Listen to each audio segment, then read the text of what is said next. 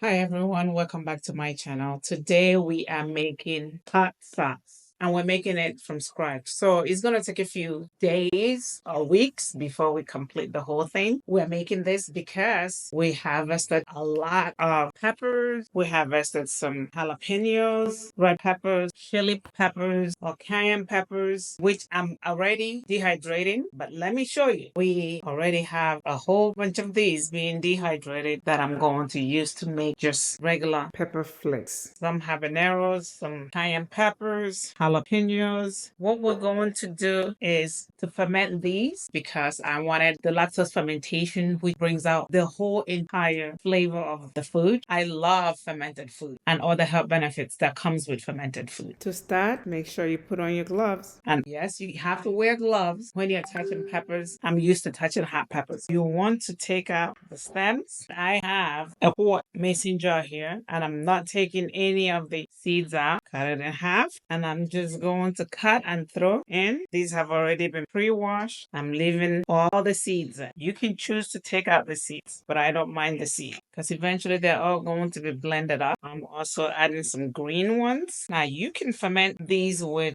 carrot, onions, garlic. It's up to you, but I'm just going to do only peppers. Ultimately, this is going to be for hot sauce, depending on what you want to use it for. We are hoping to fill the jar. We wash their hands and we have everything packed in here. Now, you want to prepare a brine. To make your brine, you want to weigh the total weight of what you want to ferment, and this is about 300 grams. The amount of salt that you have to add would be 2% of your total weight, and we have 6 grams of sea salt here. Also, you want to use filtered water. Why? Because there are bacteria that are on the surface of your pepper that you really don't want any chlorinated water to kill. This is a ferment. We want those good bacteria. So we're going to measure out enough water to fill the jar. I'm going to just melt the salt in the water, ensuring that it's completely dissolved. I want to make sure this is completely packed. Good thing about fermenting is that the color is maintained. Make sure that all of the pepper is covered. We don't want any type of mold. Then we add the brine, ensuring that everything is covered all the way. To ensure that everything is submerged, you take a piece of parchment paper, use it to cover the surface. I add some of the water in here. I'm going to use this to weigh everything down. We have everything covered with the parchment paper. Now, because we're fermenting this, if you use a regular lid, you're going to have to burp this every day. I'm using this self-burping lid to cover it. Interesting thing about this is that it has dates. So you can actually mark the date that you started on this. So this has the month and the days. So you can just use it to track your fermentation. A must-have for a serious fermenter. By the way, if you have not subscribed, what are you waiting for? Subscribe, hit the notification button so that you will be notified. We will now put this in our pantry and let it ferment anywhere between 7 to 14 days or longer, depending on the temperature of your home. If it is cold, then it's going to ferment a little bit slower. If it is hot, it's going to ferment much faster. You just want to put it away, keeping an eye on it on a daily basis to just see what's going on. Nothing is probably going to happen for a few days, and then we'll start to see things get active. If you find that there's a layer of calm yeast, that's fine. It does not hurt you because of the amount of salt that is in here. That helps preserve the pepper. This is 7 days later. You can see the cloudiness and you can see the bubbling. This is fermenting really, really well. We're gonna let it ferment a few more days. The cloudiness is normal. Don't have to worry about that at all. It has been 2 weeks since we started our fermented pepper. It was supposed to take at least 1 week for me, but the longer you ferment your pepper, the more the flavor develops. I have been very, very busy. I'm only just getting back to this now. We're gonna finish it because I need this to make the sriracha sauce for my air-fried buffalo chicken wings as we approach wing season, football season. To finish with this, what I'm going to do before we put everything together is to lightly toast our garlic because we'll want some garlic. I have about 7 cloves of garlic here that I have roughly chopped. Going to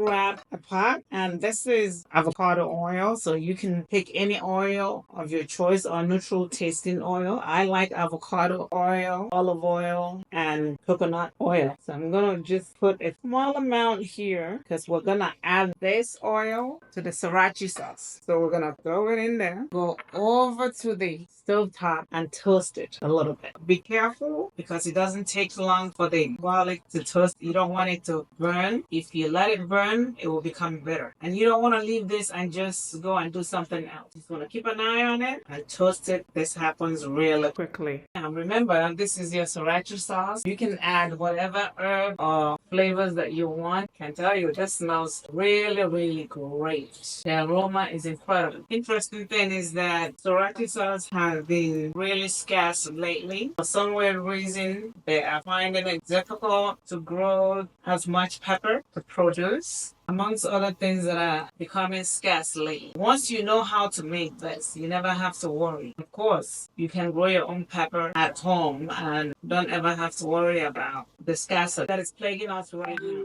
It is very, very important to learn how to just grow a few things for survival reason. Also know how to go from garden to table. These are turning really golden brown. At this point, I'm going to turn off the heat and we'll get back to the counter. We don't want it to burn, so we're just letting it sit to cool down. What we're going to do is to take out the garlic from the oil. You don't want to throw out the oil. You're going to need it. I wish you can smell this through the camera. It smells really, really great. Now, next we grab a bowl and a sieve. We open our jar.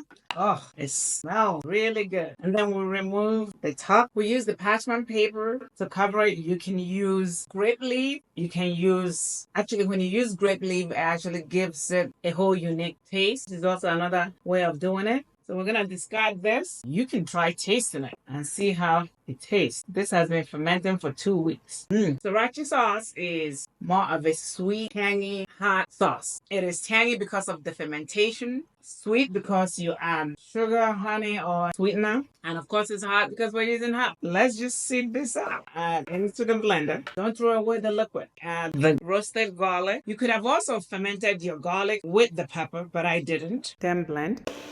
You blend it for about 1 minute and then scrape it down. At this point, we are going to add some of the oil from the garlic, 2 tablespoons of rice vinegar, or you can use regular vinegar. I prefer rice vinegar. It's mild. Then I'm going to add 3 tablespoons of wild honey. Now, if you prefer sugar, you can add sugar. And then a tablespoon of some of the fermented juice if you need it. You may not need it. And then blend it. Oh boy, this is great. It smells absolutely delicious. You can technically just put this in a bottle and put it in the refrigerator, but it will continue to ferment because it has live probiotics. It smells incredible. So what I'm going to do is to just sieve it and then cook it for a little bit so that it is not fermenting and we can actually keep it in the refrigerator for as long as possible because I don't want to have to burp the bottle daily. We are going to sieve it into the pot. Now, you don't necessarily have to sieve it, but that's just to get it as creamy as possible. And then you just sieve it. Oh, this is killing me to resist tasting it. When you toast that garlic with the richness of that avocado oil, my goodness. So you're gonna get the pulp of the pepper. You don't want to throw this away. This is fermented goodness. You want to dehydrate it and use it as pepper flakes that you can add to any dish you like.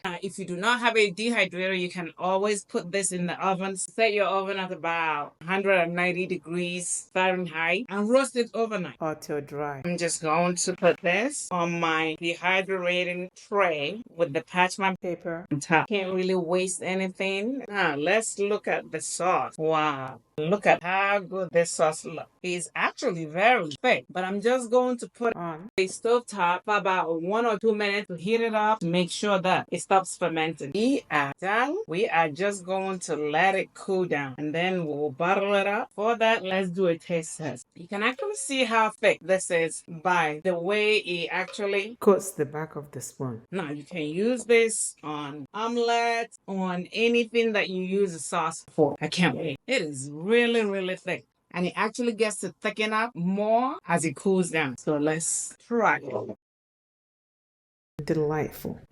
Oh, this is so good. Wow. Wow. This is better than Starbucks, hands down. Anyhow, so now we are going to make our chicken wings. While we set this aside, the sauce is cool. We are going to put it in the bottle and bottle. Here we are, our sriracha sauce. And we are going to leave it in the refrigerator. We left some for our wings that we're making. And this will last you for a long time. Now, what you want to do is to label it and put it in the refrigerator. This is probably not going to last long. We had our chicken in the refrigerator, had it dry up. Now we're going to cut them. The chicken wing has 3 parts: the tail, the flat, and the drumstick. So you just want to cut through the joints. I have a 5-pound chicken wing. My son loves chicken wings. So every time I make this, it does not last. I'm always making the 5-pound. If I don't make it, I may not have any. In the meantime, if you're watching and you have not subscribed, what are you waiting for? Please subscribe, like, share, and hit the notification button. That would actually help us out so that YouTube will send our videos out to reach more people. If you have already subscribed, we thank you. We would also like to hear from you. So comment and let us know what recipe you would like to see on our channel as well. Your participation is really important to us. Thank you. All right, we'll finish cutting. We are now going to season our chicken. Wash our hands. We'll start by adding a little bit of salt. We use sea salt. Then we're going to add 3 tablespoons of our homemade peppers seasoning that contains all kinds of goodness. And then we'll season our chicken, making sure that all the seasoning is massaged all parts of the chicken. You can add whatever seasoning you want. Then I add about 1 tablespoon of Worcester sauce and a drizzle of oyster sauce. And then mix again. Next, we'll bring basket of our air fryer. We'll line it with parchment paper. We'll spread the parchment paper with some olive oil. Then we change flour. Then we add the chicken in here. You're gonna have to fry them in batches. If you have 2 air fryers, you can use them simultaneously. And then I'm going to spread the top. Place it in the air fryer and heat your chicken. Turn it on. Likely to fry for about 25 minutes. Halfway, you want to turn it so that it is crispy on both sides. Chicken looks great. It is all done. And now we are going to finish our sauce. We add 2 tablespoons of butter to the sauce, and then we are going to put it back on the stove and melt. And then we add a little tablespoon of Worcester sauce. We are done. And now we are going to mix this together with wings. We drizzle the sauce and we mix. We add more. It is best to add the sauce in increments to make sure you don't over sauce it.